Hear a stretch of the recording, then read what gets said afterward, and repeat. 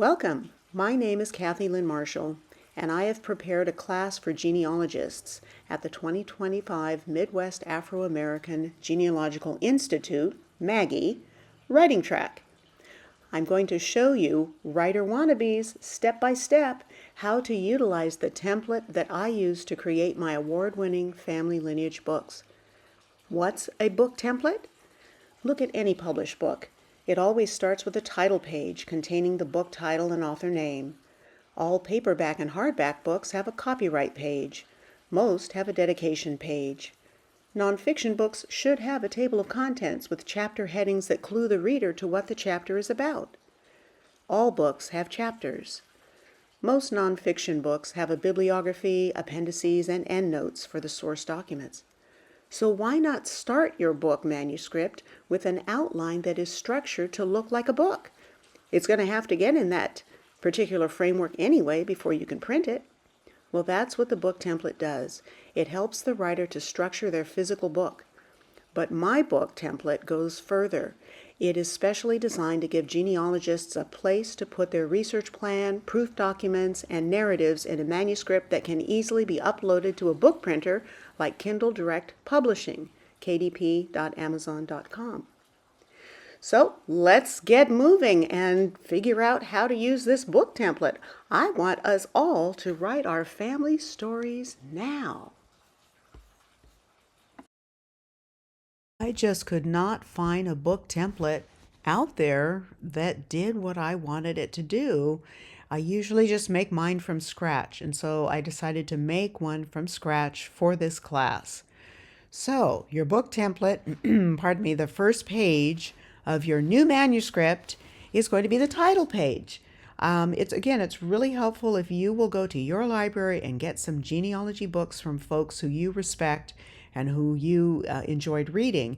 Look at how they structured their book and then do yours in the same way. If you like it, use it. Now, the Chicago Manual of Style and the American Psychological Association, I think is what it is, APA, those are two sources that generally have the accepted formats for genealogy books. But if you're writing kind of a slash story genealogy type book, just look at books that you enjoyed. Every one of the professors here in this writing track has written books. Check them out. Here are some of mine. They may help you. Give it a try.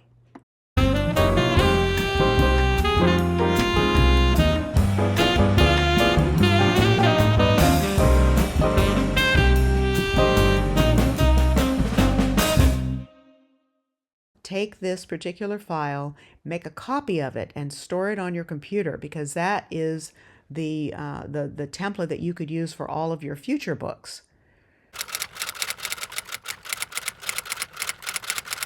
It is super important to complete the focus exercise first before you go any farther in this process. So number one, which of your ancestors would you like to write a book about? I strongly suggest that you choose someone for whom you have at least 3 solid proof documents, like census records, birth certificate, death certificate. Who would that person be? Write it on number 1. Number 2, why is that person so fascinating that you would want to write a book about him or her? And you're going to end up writing about his or her parents, siblings, and descendants. So it's the whole family line. Remember that, please. Number 3, where did your who person live? Number 4A, B, and C. What 3 things do you already know about your who person? That'll help you answer number 3, where did they live, as well as many other things. And numbers 5A through 5C, what are your goals, your research goals? What is it that you want to find out about this person that you don't already know? Like who were their enslavers, who were their elders, on and on. And then number 6, it's really helpful if you put together a research plan that is real specific about what you want to accomplish in this book project. And it's super important to do all of this before you even think about tackling the book template. So let's get started. You can do it.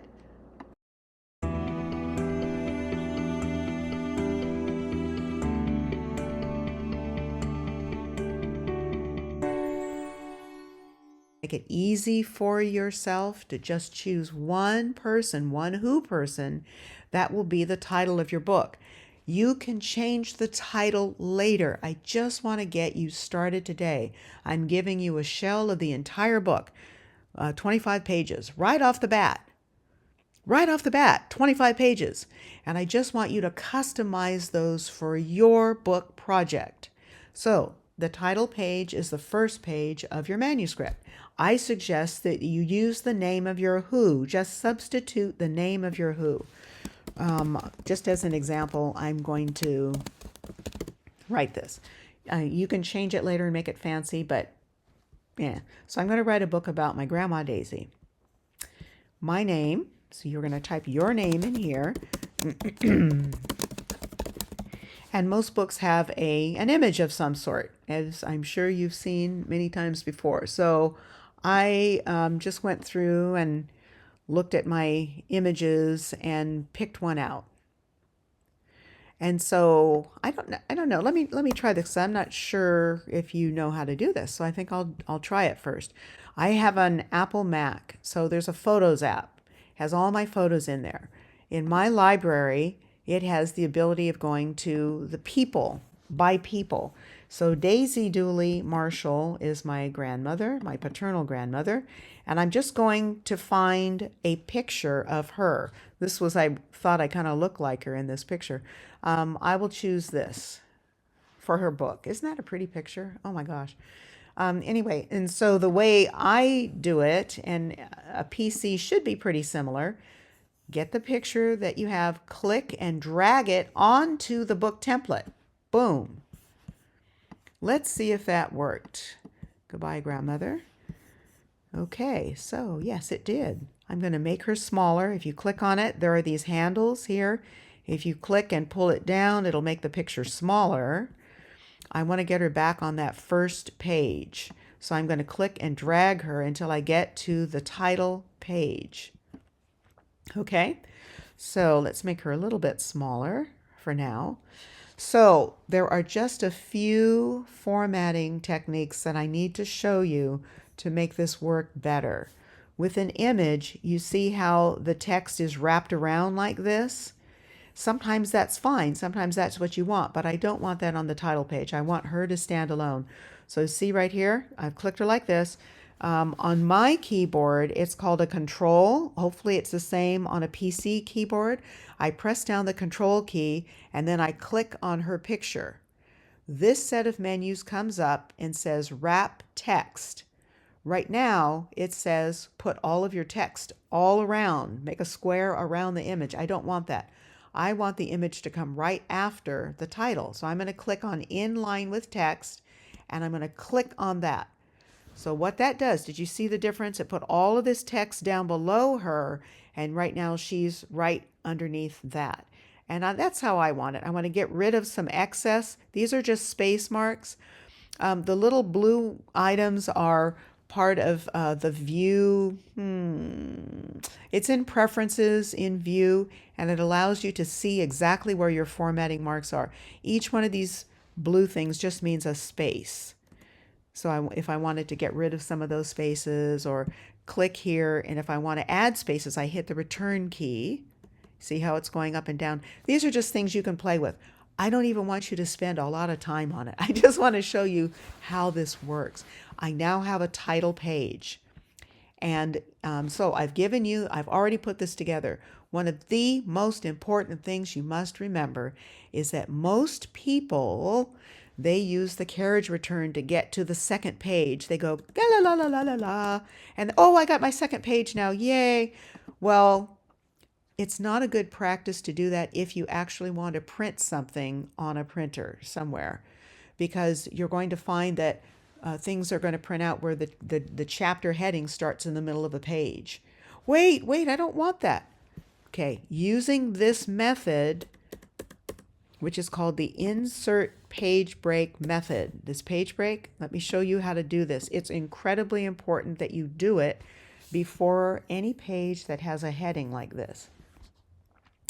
So most people would just keep on hitting the carriage returns, but we're not going to do that. We're going to instead go to the Insert menu, and we're going to go down to where it says Break, Page Break. And we're going to put a page break here.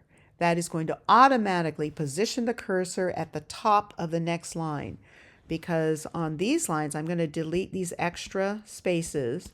I've already set this up for you. I've already done the whole template. I've already done the whole shell. This is your book. These are all the pages in your book. There's a copyright page, a dedication page, poem, picture, trees, something in there. On the 5th page, a table of contents must always start on an odd numbered page. So this is your table of contents. I've already done it for you. It will it almost will automatically update. You kind of have to help it, but it'll calculate the page numbers for you, and I'll show you how to do that. I have the instructions in here. But then, so we have also, it's hard to see, but if you wanted a family tree, you could put that here. If you want, you should have an introduction. I feel it's not mandatory, but for a nonfiction book, there's usually an introduction. A lot of people don't read the introduction, but I use the introduction as kind of it's an outline to keep me on track. It's very short. Keep it to less than 2 pages or less, and then go on from there. So I use it to clue the reader on what to expect from this book. Generally, I might put in there who it's about, why I chose that person to write about, just very, very briefly. What got me started? What got me interested in writing a book about this person? Something like that. If the book, like in this case, Grandma Daisy's book, is 4 parts, the first part is about her early adult life. The second part is about slavery days. The third part is about her married life. And the fourth part is about her last years. Okay, so in the introduction, I might just say that. That's how this book is structured. I might have in there some major goals. What did I want to find out about Grandma Daisy to put in this book? So keep it short, and people are more likely to read it. That's what the introduction is about. And again, I like to put it up front, and I like to look at it lots of times because it's very easy to find, as Nika Smith says, a bright and shiny object, a piece of data, of a document that just sends you off into the stratosphere, not writing what you're supposed to be writing about in this book. You get sidetracked. So the introduction will keep you on track.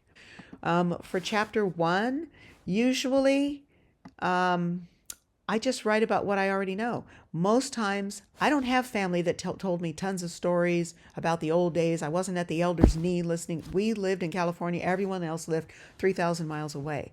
Okay, so for this particular book, I started it by writing something that I lived. I visited Grandma Daisy, my family, in 1967, and this is what she did every morning. And so I chose to write this just as an intro to give people an idea of who Grandma Daisy was by what we actually experienced. Anyway, I'll just read a little bit of this. First of all, it describes Grandma Daisy a little bit. She wore a flowered cotton day dress in the pale colors of spring, which could not hide her shapely bosom, waist, and hips. Okay, so that's a little bit of what she looked like. The drill. You children know what time it is. It's time to get your medicine, Daisy commanded her 5 children that chilly spring morning before they left the house for school. One must pay the piper before enjoying life's treats, she continued, with her signature barely there Mona Lisa smile. Everybody knew the drill. The kids lined up in the cramped kitchen at one end of the long 2-story house by age, starting with Patricia Ray, who was 17 years old. Next to her was 15-year-old Austin Henry, then 13-year-old Thomas Richard, the author's future father, followed by Shirley Jean, 11, and the youngest, Bruce Cyril, 4 years old. As a mouth-watering meaty pork aroma wafted through the moist air, Daisy inspected their hands, fingernails, and faces for cleanliness. She ensured the boy's short woolly hair was combed and the girl's ebony hair was plaited or hot comb pressed. Okay, so what I experienced is what happened next. But my dad said, this is what happened to them. This is what she did. My cousins whom Grandma Daisy raised said, this is what she did every single morning at school. It's a way you could start. Generally, chapter 1 for me is what I don't type very well. What I already know. That's generally the chapter heading or something like it. It's what I already know. So those of you who have already collected stories, documents, rumors, whatever, this is a place where you can write it. Without collecting another single thing, what have you already found? From my very first book, Finding Otho, The Search for Our Enslaved Williams Ancestors in Maryland, all I had was an 1870 and an 1880 census. That's it. Nobody knew anything about the fellow I chose to write about, my great-great-grandfather, Otho Williams. He was in the 1870 and 1880. So I did a complete community analysis of that time period to try to figure out who is this guy. And then I looked at the other names, friends, associates, and neighbors, the fan club. It's probably not the best idea to start a book with statistics, charts, and graphs. It'll make people's eyes glaze over. So instead, I decided to introduce Otho first and then get into the charts and graphs. Here's how I did it. I had been studying for so long about this fellow, trying to find information, that I started to even dream about him. So this is how I incorporated that in his story in chapter 1. As clear as day, I heard an indignant voice shout at me from behind my left shoulder. "What do you mean, Finding Otho, the search for our enslaved Williams ancestors? I'm not lost, I'm right here." I turned around, and materializing out of nowhere, coming slowly into my vision, was an unfamiliar man. He seemed about 5'9" tall. He had the trim, muscular physique of many African-American men, but with the coloring of a tanned white man. His pate nearly bald, he carried a beige rumpled hat in his weathered hands. His white shirt with rolled-up sleeves revealed powerful forearms. His pants were made from a coarse khaki beige fabric, and his sturdy shoes were a dusty brown. He had a salt and pepper mustache that extended just beyond the corners of his thin lips. His dark brown eyes were smiling with upturned creases in the corners. Was this pleasant-looking older man my second great-grandfather, Otho Williams, here to visit me and possibly shed some light on his life as a slave? I shivered with pleasure at the possibility. Here's a picture of Otho's son, my great-grandfather, Otho Sherman Williams. So I kind of based my description of what his daddy may have looked like based on him and the generations that followed. They were all bald early, and they all were about that same shape. So that's how I arrived at that conclusion. Here's an example of what I mean by do the research as you're writing the book, or vice versa, write the book as you're doing the research. Here's an example for chapter 2. Where did your who person live? Grandma Daisy is my who person. So I went through all of the city directories. I went to the Ohio History Center, actually, a couple times, and I took snapshots with my phone of all of the directories that had all of my Marshalls and Dooleys in them. So this is a timeline of Cleveland homes, source city directories. My suggestion is to put your actual data. This is a spreadsheet that I put together from many sources. I actually had from 1920 until 1986, I think. This is just a very small piece. That's a very important part. Look at what the information says and write a little narrative about it below it. Grandpa Austin Marshall was a Pullman porter in the 1920s through the 1940s. In 1940, he bought the Marshall Funeral Home at 8115 Cedar Avenue in Cleveland, Ohio. His brother Thomas and wife Daisy were co-funeral directors. While Austin was earning tip money on the trains, Daisy was serving as the mortician for the family business. She also assumed the role of mother and father of their 5 children, who lived at 2182 East 81st Street. Brother Israel Marshall was a waiter at a swanky hotel. He and his wife Blanche lived 1 block away at 2181 East 80th. You don't need to be fancy, okay? You don't need to worry about spelling. It doesn't need to flow. The idea is to analyze the data that you have and write it in a narrative format. You can expand this later. You can probably break this into several different paragraphs and look at, which data is most important. I wanted to pull out that Daisy was a funeral director.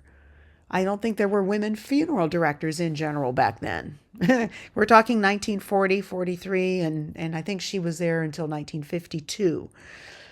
This is a way. So when you get a document that seems like it's pertinent, it has lots of your family names in it, use your phone, make a copy of it, a JPEG, whatever, and then just paste it into this template.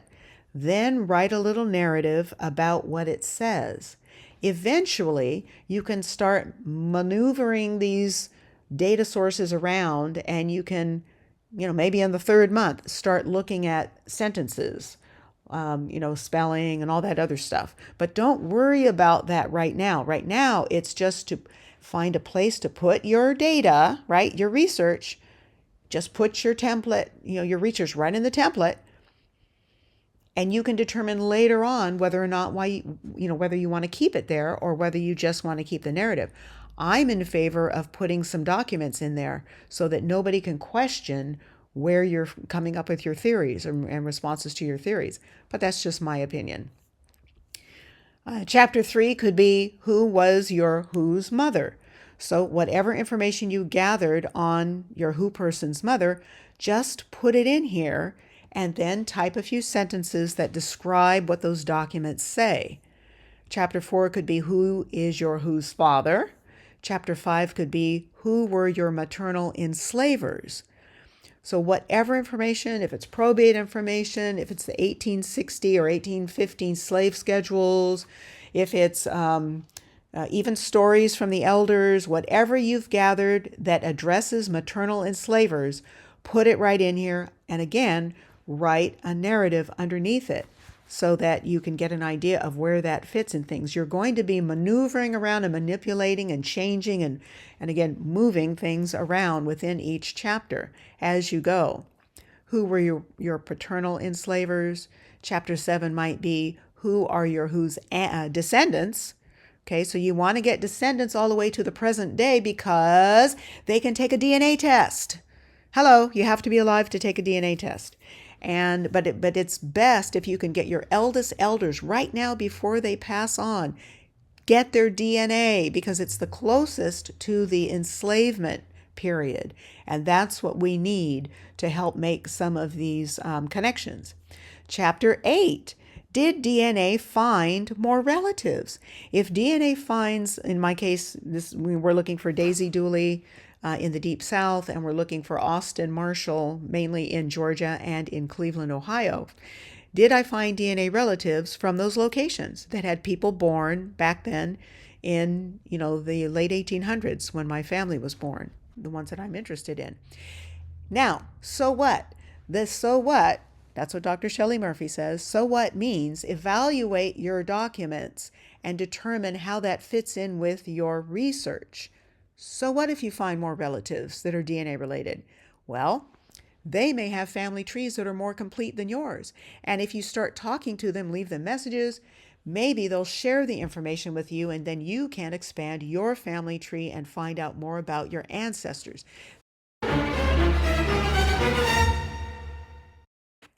Here is an example of a through lines printout from Ancestry.com. At the very bottom row are living people who match our family's DNA. Each of these folks, you can look up the vertical line above them and find out their trajectory, their relatives, their ancestors. At the very, very top is a William S. Dooley. Could that be our family's slave owners, Grandma Daisy's family slave owner? I don't know, but this gives me something to check and lots of names that are already on this page that I can investigate. This might lead to a really wonderful discovery. So what I would do is make a copy of this and put it in this chapter 8 about additional family members. Then underneath that, I would write a little narrative that explains why this might be a really exciting document, which would provide more people for us to investigate and maybe the possibility of enlarging our family tree.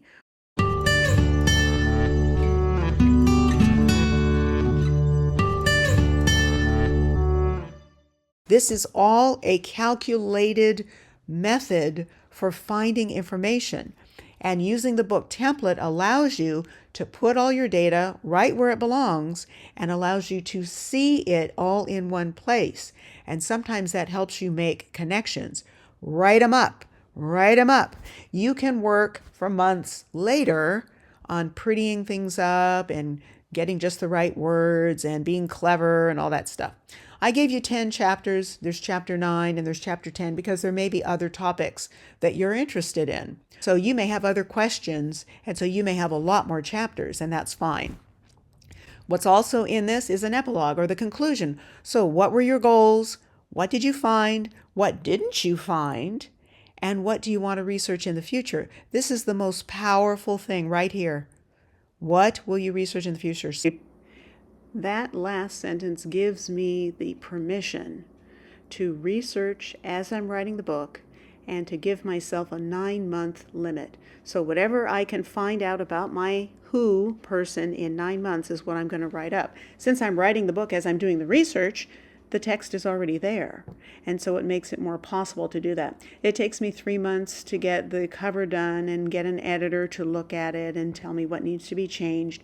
But basically, that's how I can self-publish 1 book a year. It's that last sentence, the fact that you probably will never find all the answers anyway. So isn't it better to go ahead and publish what you have already? And maybe you can add a few more months of research. But isn't it better to have a book that has 90% of all the information rather than have no book at all? And when you pass away, your kids throw away all those wonderful genealogy binders because they don't know what to do with them. But they won't throw away a book that has pictures of the family on the front. So I just throw it out there. It's a consideration to maybe think about, and that might make it easier to try a template method such as this, to get her done, get our stories told. Nobody else is going to do it for us, and we know that that is true. A lot of people say, well, I haven't found all the answers yet. I can't write a book. You'll never find all the answers. So come up with a research plan that has a few reasonable goals, maybe 3, 4, or 5 goals that you want to achieve. And like it could be finding the enslaver as an example. That's a really big one for a lot of us. What did our family do? Can I go all the way back to Africa? Can I find that nexus, that link? So, just name your goals, do the best you can, put in some documentation so people can see what you found, come up with conclusions that are as sound as possible, look at what you did find and what you didn't find, right? Prove and disprove your theories, and then determine, well, maybe in 3 or 4 or 5 years, I'll come back when we have more information available and I'll tackle those items I couldn't find. This also has several appendixes, so if you want to put your family tree back here, that's fine. If you want to put spreadsheets back here, if you want to find items that are a little more scientific or really, really bogged down in statistics and things like that, you might want to put those in the appendix instead of in the main body of the text. You don't want your reader to just close up the book.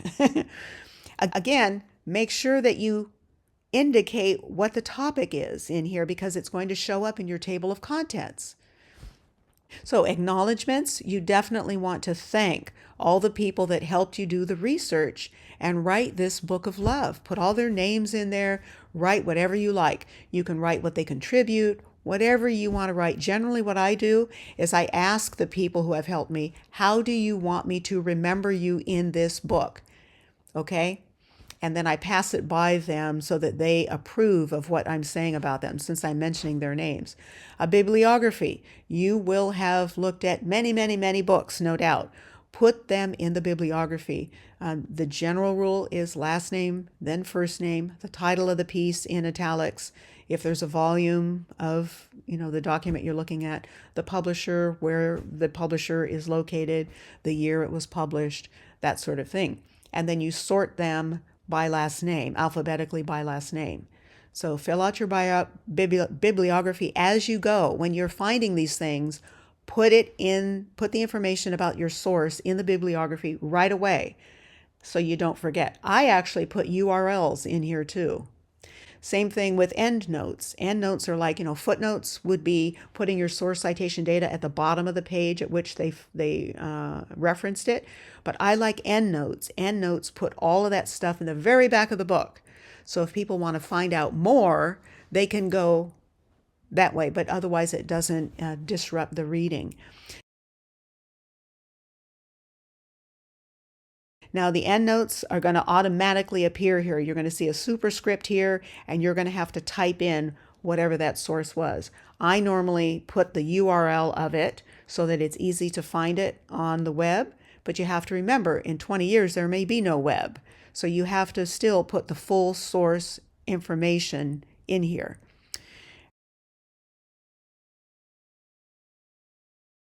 About the author is a really important page. It should be on the last page of your book.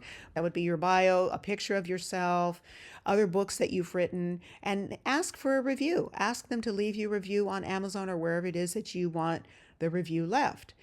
Some people buy a book and they go to the last page first.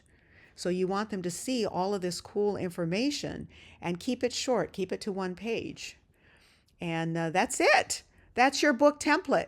Save this puppy, okay? Make sure you save it several times, and then look.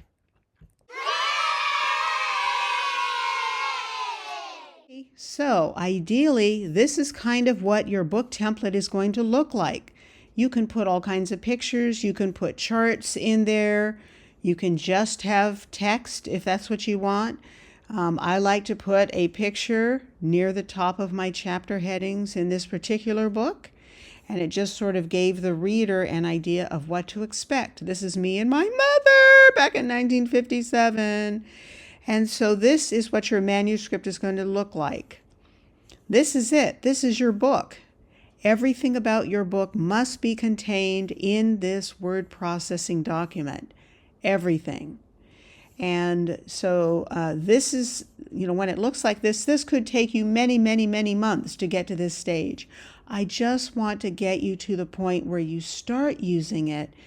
Throw in or copy and paste in the pictures that are relevant for the chapter in which they belong.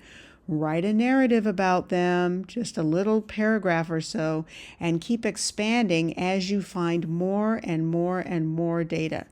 Your book can be 50 pages, it can be 100 pages. This book is probably 300 and something pages because, again, I found 70 newspaper articles about Grandma Daisy. Hello!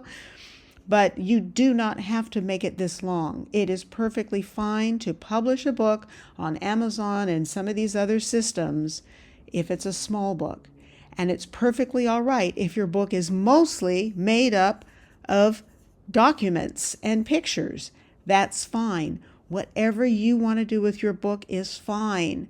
And again, at the end of the book, I put a kind of an author's page about the author. I've got my biography here, my publishing history, and some of the books that are available as of the time of this writing, and a QR code. Again, in 20 years, we may not have QR codes, but you do the best you can. And you can always find editors that can help you, or layout people that can help you finish it up and make it look pretty. You can talk to your grandchildren. They know all about computers.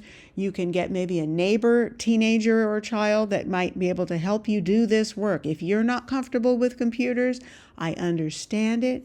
It doesn't have to be super complicated. It really, really doesn't. Reach out, get help, join writers groups. You probably have a writers group in your county, your city. Join the writers group, and they can look at, a few pages of your work and give you critiques, kind feedback about how you can make it better. Or if you have questions about, I don't know how to do this, can you show me? You're going to find people who are going to help you. but it starts with a book template, and I really encourage you to try this free book template that I'm giving you. You just have to customize it for your book project. Alrighty, let's go. Let's share our stories with the world and write the American record, please. Alrighty, good luck. Have fun. If you have any questions, do feel free to contact me at Kathy@KathyLynneMarshall.com. I'll be glad to chat with you. And feel free to check out any of my books on Amazon. They're under the Kathy Lynne Marshall name. And they each have an appendix called Solving Your Mystery, and it's a step-by-step set of ideas on how you can get started, do the book template. It has lots of references and sources that you might consider for African American genealogical research, and also some hints and tips on how you can self-publish your own book or have somebody write it for you. Alrighty, thanks so much for coming, and good luck on your book template. Let's write our stories now.